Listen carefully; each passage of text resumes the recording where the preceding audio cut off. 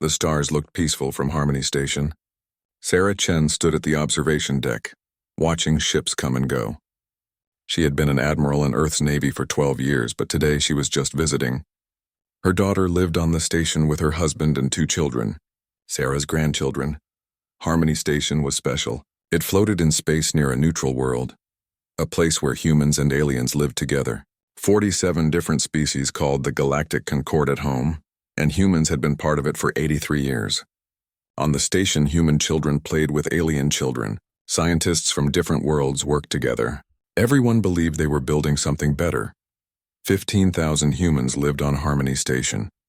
They were teachers, doctors, engineers, and families. Some were diplomats like Ambassador Marcus Okonkwo, who had spent 30 years helping humans and aliens understand each other. Marcus was a tall man with gray hair and kind eyes. He believed in peace above all else. Sarah's communicator buzzed. It was her daughter, Maya. "Mom, can you pick up the kids from school? I'm stuck in a meeting," Sarah smiled.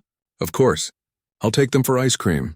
She never got the chance. The attack came without warning. Kraheth warships dropped out of faster-than-light travel right next to the station.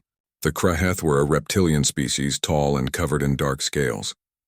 Their empire, the Dominion, was known for being aggressive, but they had never attacked a Concordat station before. Overlord Vexton commanded the attack fleet. He was old, even for his species, with scars covering his face. He had built his reputation on conquest. To him, other species were either useful or in the way. The Kraheth ships surrounded Harmony Station. Vexton's face appeared on every screen throughout the station. His voice was cold. "Humans of Harmony Station, your species has colonies in the Outer Rim. Those colonies are now property of the Kraheth Dominion. Tell your government to surrender them. You have 1 hour." Marcus Okonkwo rushed to the communications center. His hands shook as he sent messages to Earth, to the Concordat Assembly, to anyone who would listen. "We need help. They're threatening 15,000 civilians." The Concordat Assembly gathered on their homeworld. Representatives from 47 species debated what to do. The insect-like Vryn wanted to send ships. The energy-based Lumens urged caution. The debate went on and on. An hour passed. Earth's government refused to surrender the colonies. They had civilians too, over 1 million people. They couldn't abandon them. But they also couldn't get ships to Harmony Station in time. Sarah Chen was 3 days away with her fleet. Vexton's response was simple. "Then you will learn the cost of defiance." What happened next would change everything. The Kraheth soldiers boarded Harmony Station. They moved through the corridors in organized groups. They weren't taking prisoners. They weren't capturing the station. They were killing everyone they found. Marcus tried to negotiate. He stood in the main plaza with his hands raised, surrounded by terrified civilians. "Please, we're not soldiers. These are families, children." A Kraheth commander looked at him without emotion. "You are human. That is enough." They killed Marcus first. Then they moved through the station, section by section. The Kraheth took their time. They broadcast everything on open channels so the whole galaxy could watch. In the school, teachers tried to hide the children. It didn't matter. In the residential areas, families locked their doors. The Kraheth burned through them. In the medical center, doctors and nurses died next to their patients. It took 6 hours. Sarah Chen's fleet received the transmission 3 hours into the massacre. She watched the screens in horror. Seeing her daughter's face in a crowd of civilians being herded into a plaza, she saw her grandchildren holding their mother's hands. "Maximum speed to Harmony Station," Sarah ordered. "All ships, maximum speed." Her officers looked at her with pain in their eyes. They knew the truth. Even at maximum speed, they were still days away. Sarah had to watch. It was her duty. She stood on her ship's bridge and watched as the Kraheth killed her family, killed her crew's families, killed 15,000 humans. She watched and memorized every face of every Kraheth soldier she could see. The Concordat Assembly continued their debate. Some species wanted to intervene, but others feared starting a war with the Dominion. While they talked, humans died. Marcus Okonkwo was the last human alive on the station. The Kraheth had saved him for last, wanting him to see what his faith in peace had cost. He was bleeding and could barely stand, but he activated one final transmission to Earth. "They think we're weak," Marcus whispered into the recorder. His voice was steady despite everything. "They think we chose peace because we had no other choice. Show them what we chose to restrain." Then Marcus Okonkwo, A man who had spent his whole life building bridges between species died on the floor of Harmony Station. When the transmission reached Earth, the United Nations Emergency Council met immediately. Every representative was there. Every major government leader joined the call. There were no debates. No long discussions. The vote took 5 minutes. It was unanimous. The Secretary General stood before the cameras. Her face was hard as stone. Effective immediately, humanity withdraws from all concordant treaties and agreements. All human civilians are ordered to return to human-controlled space. All military forces are released from peacetime protocols. She paused, and the whole world waited. The following message is to be transmitted to every human colony, every human ship, every human installation in the galaxy. The message was short. Just 5 words: civilization ends here. Prepare accordingly. Across human space, people understood. Their leaders had opened sealed orders that had been written 83 years ago, when humanity first joined the Concordat. Plans for if peace ever failed. Plans for if humanity ever needed to remember what they had been before they chose to be better. Military commanders worldwide accessed files that hadn't been opened in decades. Research scientists received activation codes for projects that officially didn't exist. Civilian leaders began organizing evacuations. On her ship, still racing toward Harmony Station even though she knew she was too late, Sarah Chen received her orders. She read them twice, then looked at her officers. "Send word to the fleet," she said quietly. "We're going home first. We have work to do." Her tactical officer was young, barely 30. "Admiral, what are we going to do?" Sarah looked at the screen showing Harmony Station. The Kryheth had left it intact, a monument to their power. Empty corridors, silent rooms, 15,000 bodies. "We're going to remind the galaxy why humanity's greatest achievement wasn't reaching the stars," Sarah said. It was choosing not to paint them red. The officer didn't understand yet. But he would. They all would. Humanity had spent 83 years learning to be civilized. Now they would remember how to be something else. 3 days after the massacre, the galaxy waited for humanity's response. The Concordat Assembly expected protests, angry speeches, maybe economic sanctions. Instead, they got silence. Every human diplomat recalled from their posts said the same thing. No comment. Every human trader packed up their goods and left. Every human scientist abandoned their research projects and went home. The exodus was quiet, organized, and complete. The silence frightened the other species more than threats would have. In the Concordat Assembly Hall, representatives gathered to discuss the situation.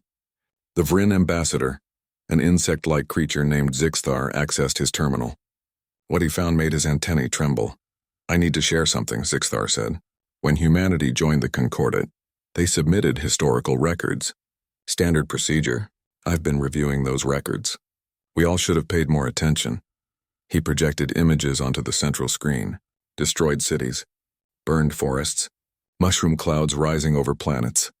"This is Earth," Zixthar explained. "These images are from their history. Humans didn't achieve space travel through peaceful cooperation. They reached the stars while trying to kill each other." The other ambassadors leaned forward.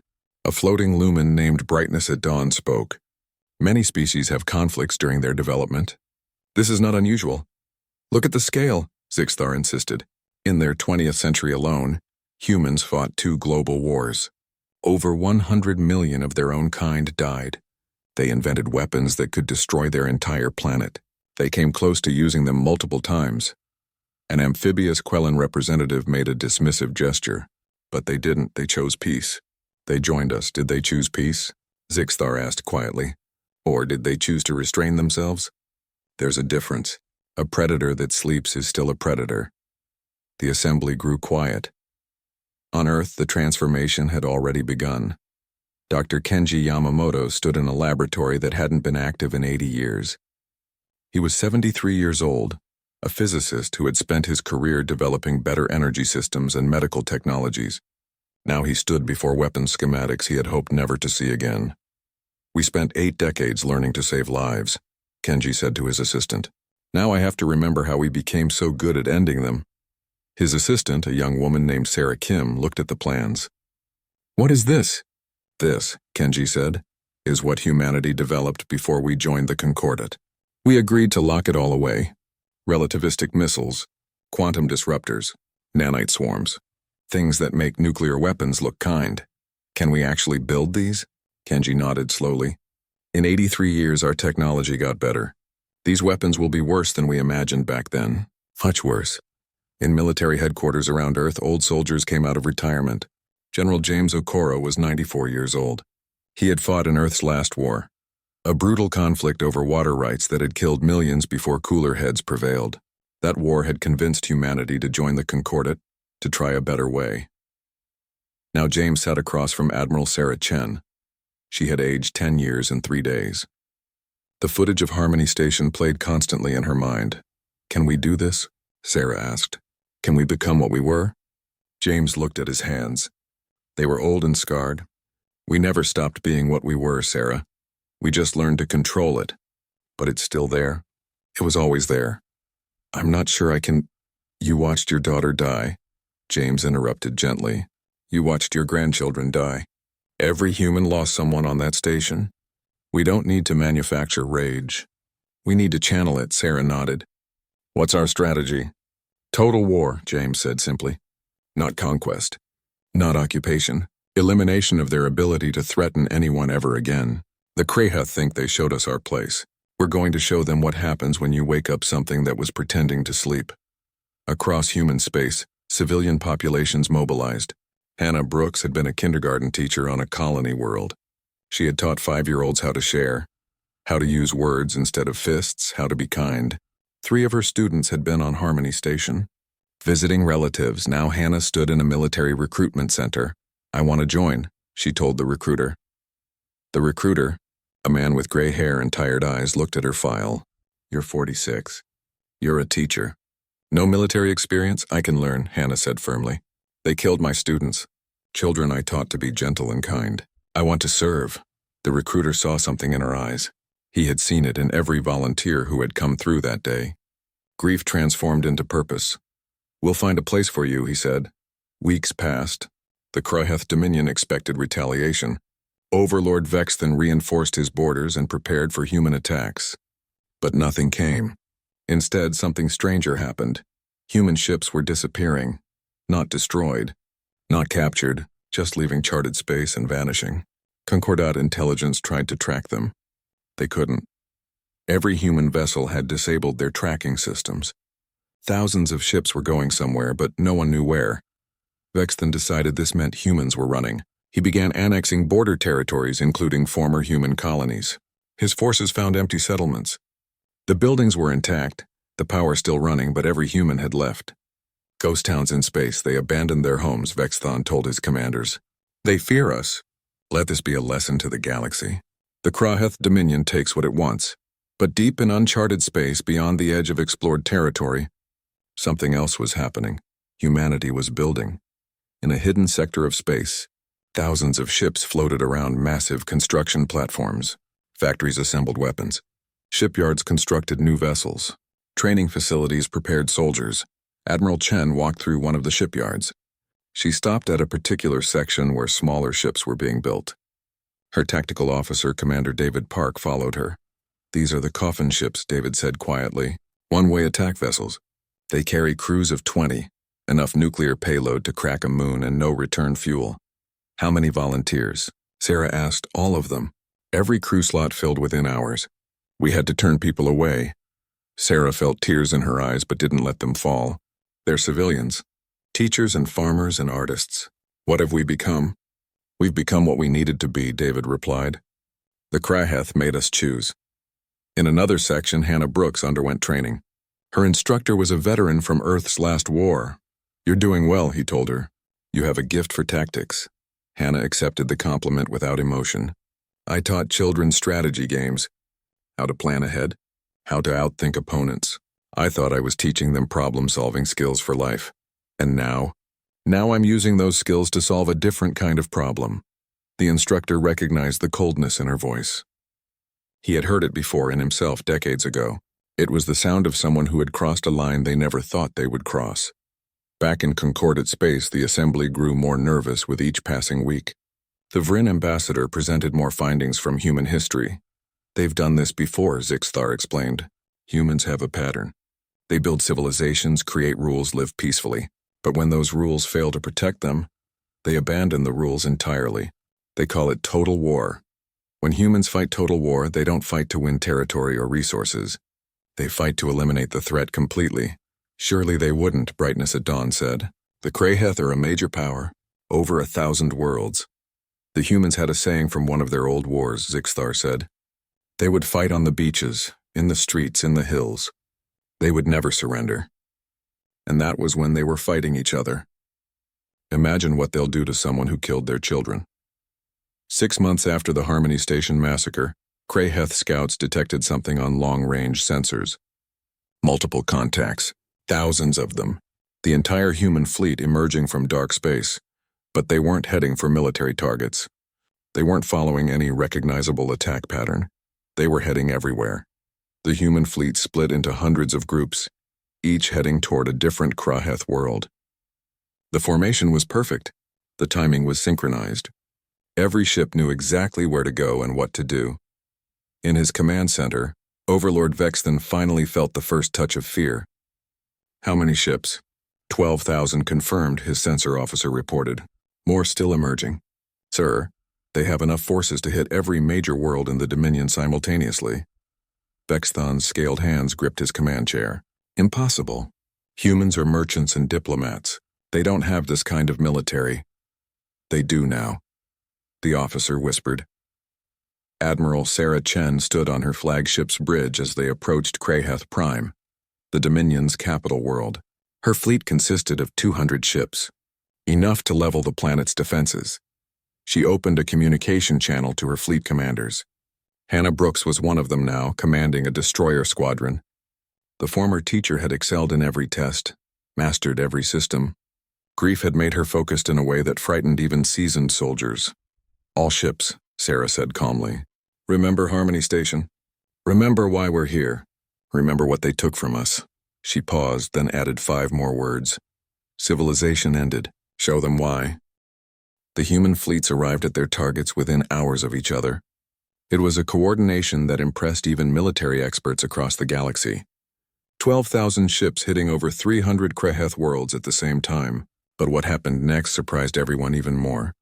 The humans didn't fire immediately. At Kraheth Prime, Admiral Sarah Chen's fleet took up positions around the planet. The Kraheth Defense Forces activated their weapons and waited for the attack. It didn't come. Instead, a transmission went out to every screen on the planet. Sarah's face appeared. She looked tired, older than her years, but her voice was steady. People of Kraheth Prime, she began. 6 months ago, your leader, Overlord Vexthan, ordered the massacre of 15,000 human civilians. Men, women, and children were executed while begging for mercy. We have not forgotten. She paused, letting that sink in. We are not here to massacre you. We are here to end your ability to massacre others. You have 48 hours to evacuate all civilians to the following coordinates. We will not fire on evacuation ships. We will not pursue them. But in 48 hours, everything that is not marked as a civilian safe zone will be destroyed. The transmission cut off. Across 300 Kraheth worlds, the same message played. The same deadline given, 48 hours. Overlord Vexthan raged in his command bunker. They're bluffing. They don't have the weapons to destroy entire worlds. His military advisor, a scarred veteran named Kresh, disagreed. Sir, their formation suggests they do, and they're not threatening to kill civilians. Just destroy military and industrial targets. It's a trick. They want us to panic, to evacuate and leave our defenses weak. Maybe, Kresh said. But what if it's not? The Kraheth military faced an impossible choice. If they evacuated, they would look weak. If they didn't, and the humans carried through with their threat, millions of civilians would die. Not from direct attack, but from being near military installations when they were destroyed. On Kraheth Prime, families began evacuating anyway. The military tried to stop them at first, but there were too many. The fear in their eyes was real. They had seen what happened to Harmony Station. They believed the humans would do what they promised.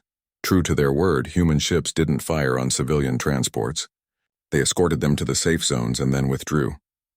This somehow made the situation more terrifying. The humans were being methodical, patient. This wasn't rage.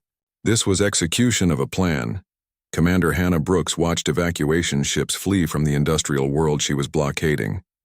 Her weapons officer looked at her. "Why are we letting them go?" he asked. "After what they did to us." Hannah's voice was cold. "Because we're not them. We're going to destroy their ability to make war, not their people." "There's a difference? Is there?" the officer asked quietly. "We're still destroying their worlds, their military, their industry, their government," Hannah corrected. "The Kraheth civilians didn't vote to massacre our children. Their leaders did. We're surgical, not savage. But surgical destruction on this scale was still destruction." 48 hours passed. The human fleets opened fire. At Kraheth Prime, Admiral Chen's ships targeted the orbital defense platforms first. The Kraheth had 48 defense stations, each one capable of destroying a small fleet. They lasted 20 minutes against concentrated human fire. Then the humans used weapons the galaxy had never seen: relativistic missiles. Fired from ships moving at near light speed, then accelerated even further. They hit targets with the force of nuclear weapons but left no radiation, just kinetic energy, pure and devastating. Military command centers vanished in flashes of light. Nanite swarms came next. Tiny machines, millions of them released from human ships. They flowed over Kraheth military vessels like clouds of smoke. Within minutes, the ships began falling apart. The nanites disassembled them molecule by molecule, separating metal from metal, destroying cohesion. Mighty dreadnoughts simply came apart and drifted into space as clouds of component atoms. Quantum jammers were the final surprise. Human ships activated devices that made faster-than-light travel impossible within Kraheth space. Enemy ships couldn't retreat, couldn't call for reinforcements, couldn't escape. They were trapped. The Kraheth military fought back desperately. They were skilled warriors with powerful weapons, but they couldn't coordinate. The quantum jammers disrupted their communications. They couldn't resupply. The humans had destroyed logistics networks first. They couldn't adapt. Every strategy they tried, the humans had already countered. It was like fighting ghosts who knew every move before you made it. On her flagship, Sarah watched the destruction with hollow eyes. There was no satisfaction in it, no joy, just the mechanical implementation of a plan. Step 1, Step 2, Step 3. She had become a machine, and so had humanity. "Admiral," her communications officer called. "The Kraheth are requesting a ceasefire." "Denied," Sarah said without hesitation. They had 6 hours to show mercy on Harmony Station. "We gave them 48 hours warning here. We're being generous." Across Kraheth space, the pattern repeated. Human forces dismantled military installations with ruthless efficiency. They destroyed shipyards, weapons factories, training facilities. They left civilian areas untouched, but everything else burned. The coffin ships came into play during the hardest battles. Volunteer crews piloted ships loaded with nuclear weapons directly into Kraheth dreadnoughts. 20 humans trading their lives to destroy a ship with 3,000 Kraheth soldiers. One pilot's final transmission was broadcast across the fleet. "For Harmony Station. For my sister and her kids. See you on the other side." The explosion lit up space like a new star. Hannah Brooks led her destroyer squadron against a Kraheth supply depot. Her tactical display showed perfect firing solutions. Her weapons were charged. Her crew was ready. "Fire," she ordered. The depot exploded. Thousands of tons of supplies, weapons, and ammunition, gone in seconds. Her second officer, a man named Chen who had lost his parents on Harmony Station, spoke quietly. "Ma'am, I keep thinking about before. About who we were." "Don't," Hannah said. "That person is gone. We're what's left. Does that bother you?" Hannah was quiet for a long moment. "Every second of every day. But I'll hate myself later. Right now I have a job to finish." The Concordate Assembly watched the war with growing horror. They had expected a battle. Maybe a brief campaign. Not this systematic destruction of an entire empire. The Vryn ambassador, Zixthar, addressed the assembly. "We need to intervene. The humans are going too far." "Are they?" Brightness at Dawn challenged. "They gave warning. They spared civilians.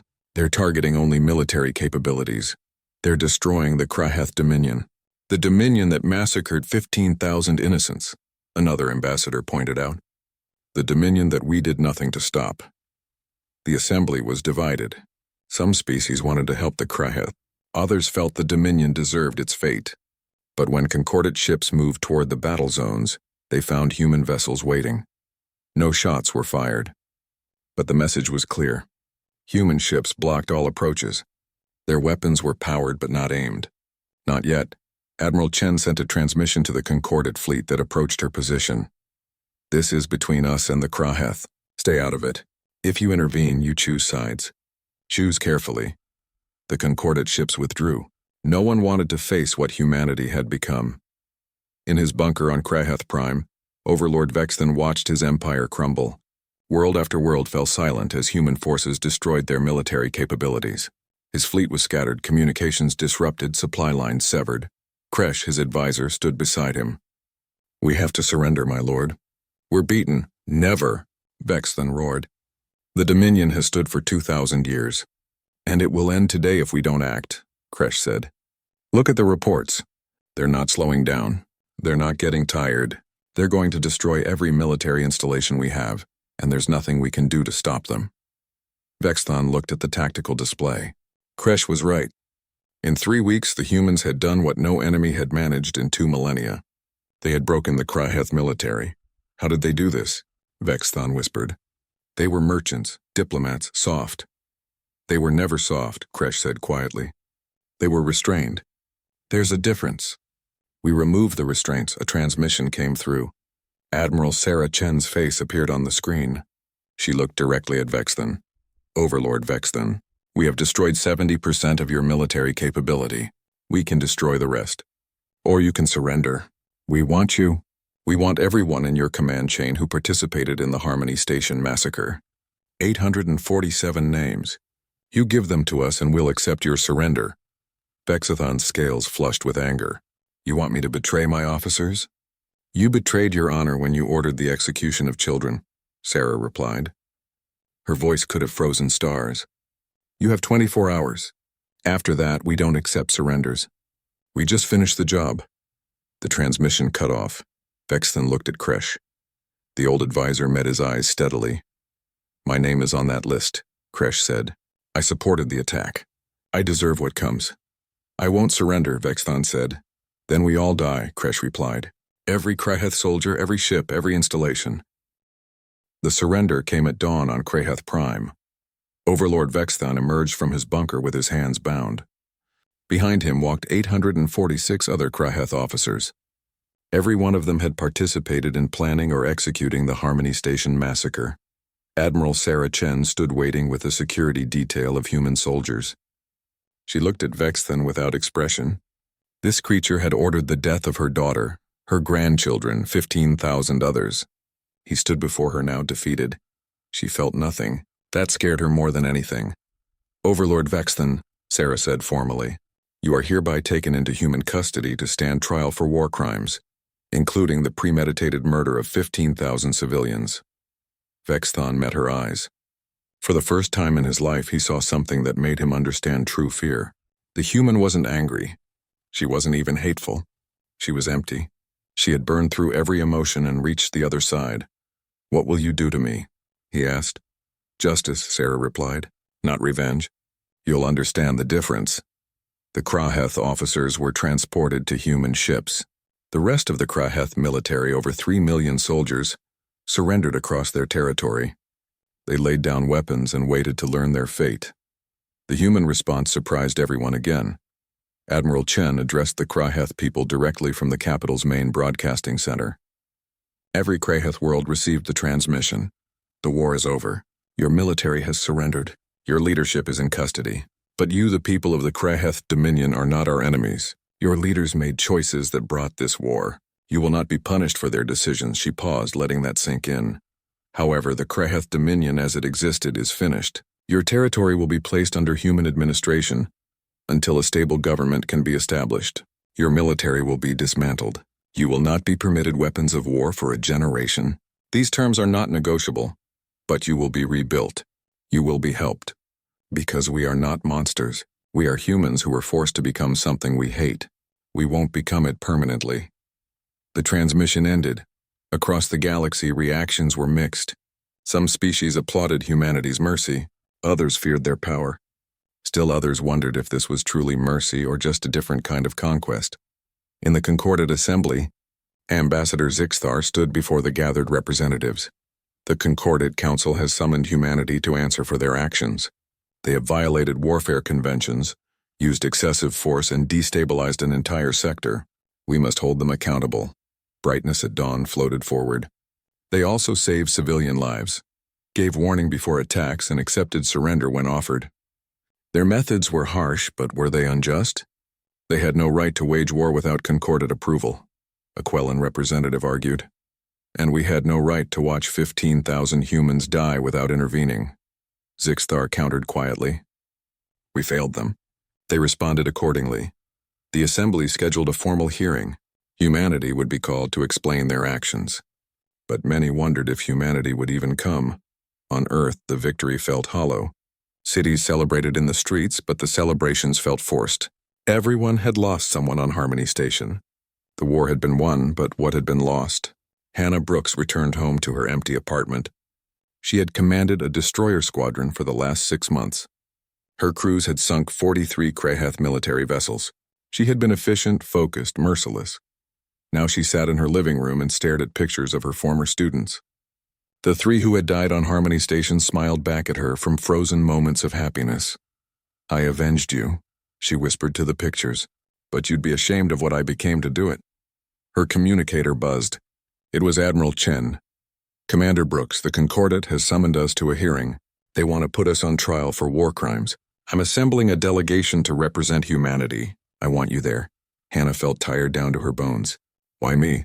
Because you represent what we all became. A teacher who learned to destroy. If we're going to explain ourselves to the galaxy, we need to be honest about the cost.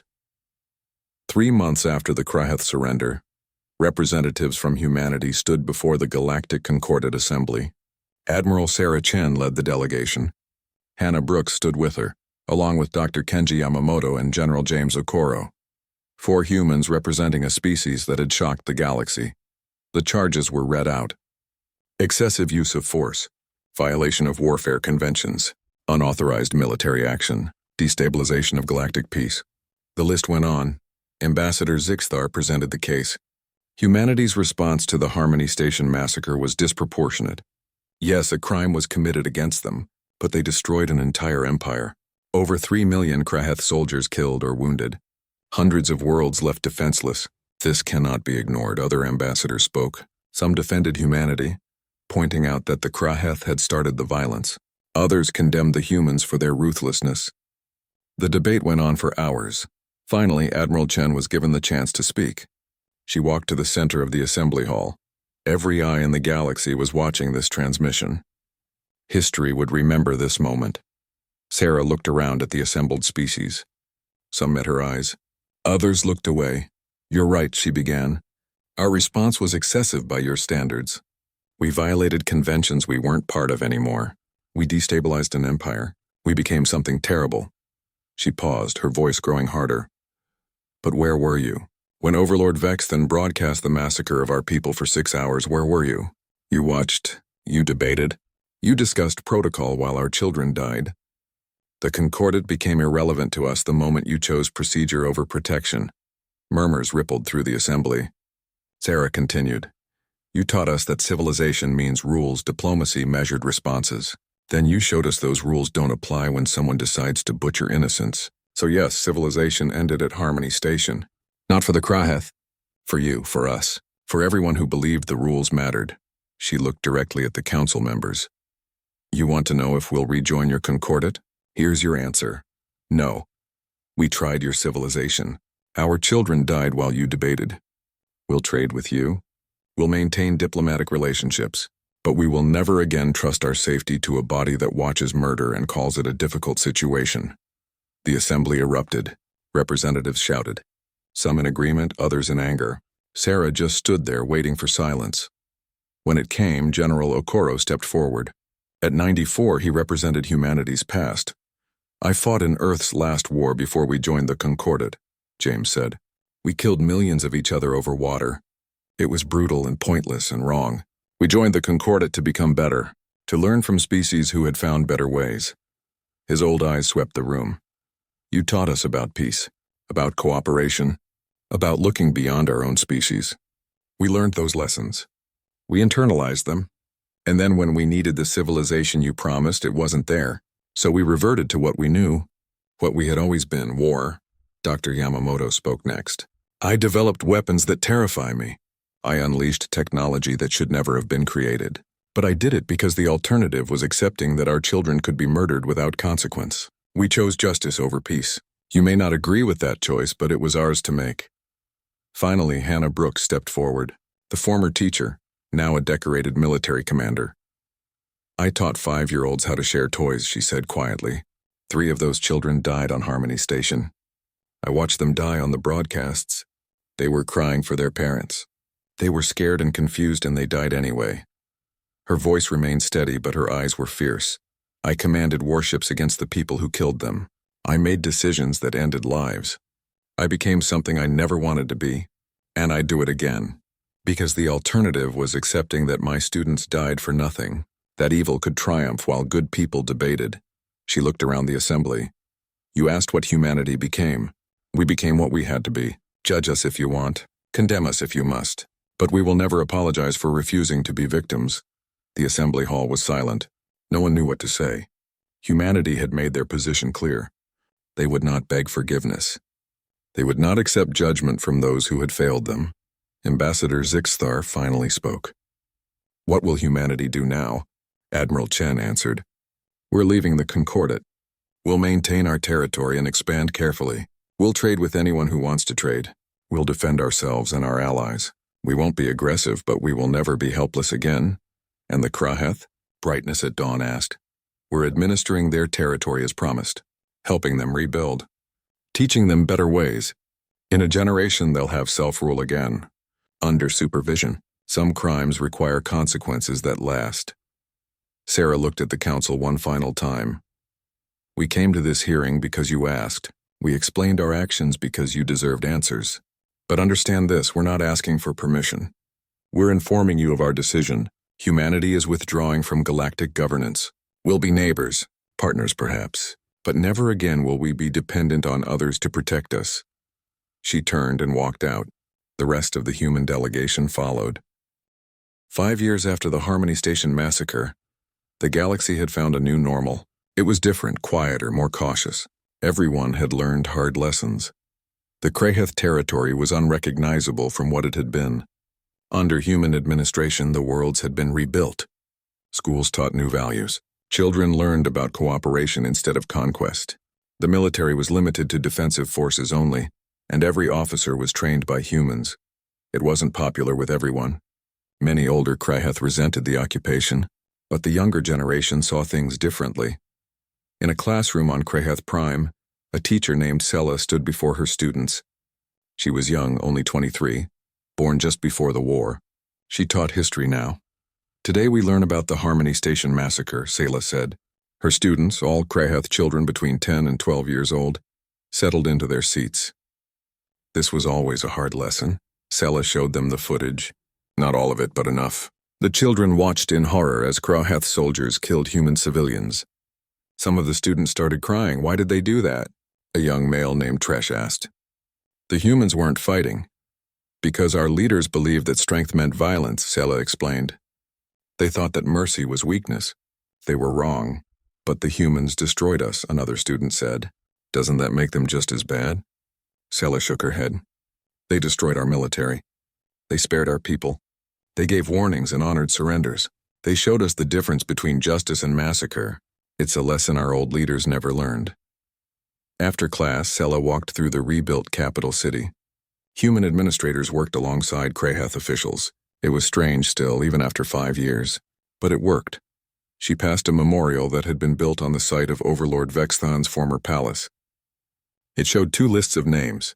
One side held the 15,000 humans who had died on Harmony Station. The other side held the 3.2 million Kraheth who had died in the war. The inscription between them read, "Two peoples learned the cost of violence.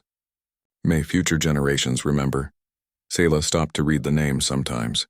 So many dead because of choices made by leaders who didn't have to face the consequences. On Earth, life had also changed. Humanity had not rejoined the Concordat, but they maintained relationships with individual species. Trade continued. Diplomatic missions happened, but humanity kept its distance, maintained its military, and never forgot. Admiral Sarah Chen had retired after the war. She was 63 now, teaching at the Naval Academy. Young officers filled her classroom, eager to learn from the woman who had led humanity's greatest military campaign. Today we discuss the HFY War, Sarah began. Her students opened their tablets and prepared to take notes. What was our objective? Sarah asked the class. A young cadet raised her hand. To punish the HFY for Harmony Station. No, Sarah said firmly. Punishment would have been easy. We could have done to them what they did to us. Killed civilians, destroyed worlds. That would have been revenge. She pulled up tactical displays from the war. Our objective was to eliminate their ability to threaten anyone ever again. We destroyed military targets. We disrupted their command structure. We removed their capability for offense, but we didn't pursue revenge. That's the difference between justice and vengeance. Another cadet spoke up. But Admiral, we killed over 3 million of them. Yes, Sarah said quietly. 3 million soldiers who were defending military installations we warned them to evacuate. Could we have done it with fewer casualties? Maybe. Should we have done nothing? Absolutely not. War is full of terrible choices. We made the least terrible ones we could. She looked at her students seriously. The lesson isn't that violence is always wrong. Sometimes violence is necessary. The lesson is that violence should never be your first choice. We tried peace for 83 years. We tried diplomacy.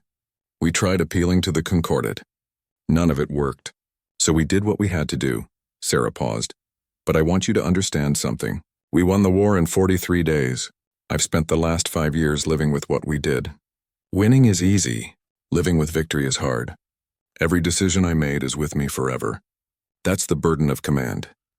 After class, Sarah walked through the academy grounds. She passed memorial gardens dedicated to Harmony Station victims.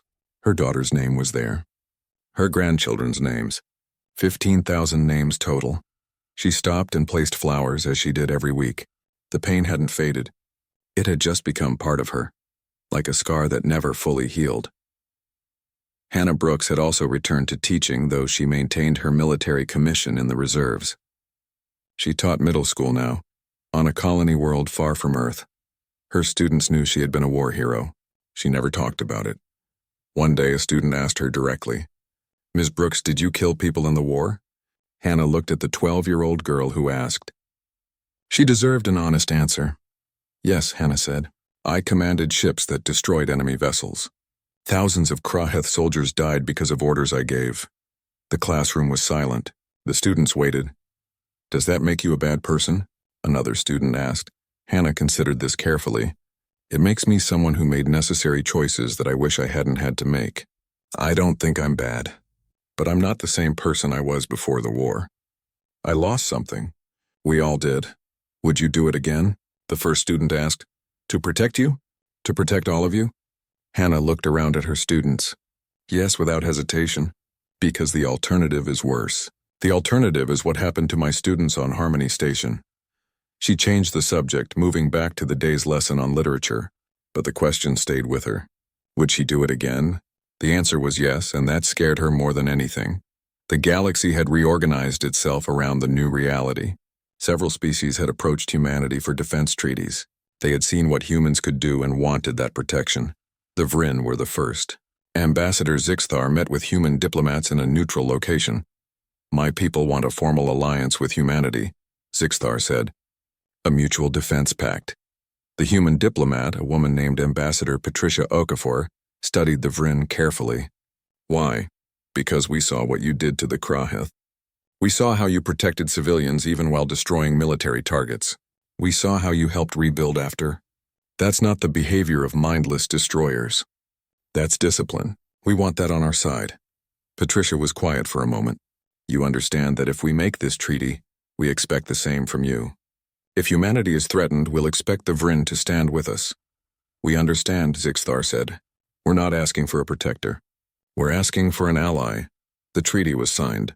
Over the next few years, 6 more species signed similar agreements. Humanity became a major power not through conquest, but through respect earned in blood. The Concordat Assembly watched these developments nervously. They had lost their most innovative members.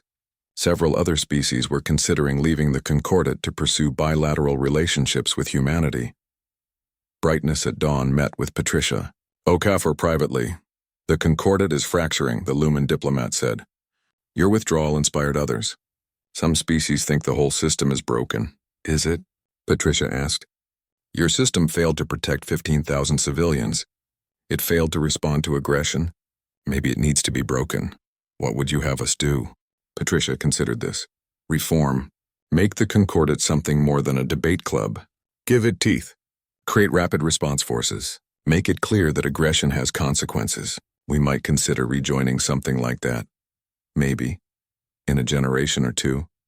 That's a long time. That's how long it takes to rebuild trust, Patricia said. You failed us when we needed you most.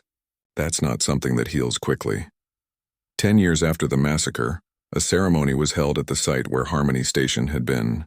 A new station had been built there, much larger than the original. It was called New Harmony Station, and it served as a memorial and diplomatic center. Representatives from dozens of species attended the dedication. Humans, Kraheth, Vryn, Lumens, Quellans, and many others. Admiral Sarah Chen, now 73 years old, gave the keynote speech. 10 years ago, 15,000 humans died here, Sarah said. They died because they believed in peace, because they trusted that civilization meant something. Their deaths taught us a hard lesson. Civilization is fragile. It requires constant protection. She gestured to the new station. We built New Harmony Station not to replace what was lost. Nothing can replace that. We built it to remind us of the cost. Every person who enters this station will see the names of everyone who died. They'll remember what happens when civilization fails. Sarah looked out at the assembled representatives. But they'll also see what comes after. Kraheth and humans working together. Former enemies rebuilding trust. Species from across the galaxy coming together not because they have to, but because they choose to. That's the real memorial, not this building. The choices we make every day. She paused, gathering her thoughts for the final part. Humanity learned something in this tragedy. We learned that we're capable of terrible things.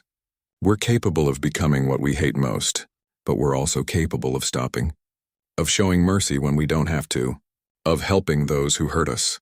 That's the balance we walk now, strong enough to defend ourselves,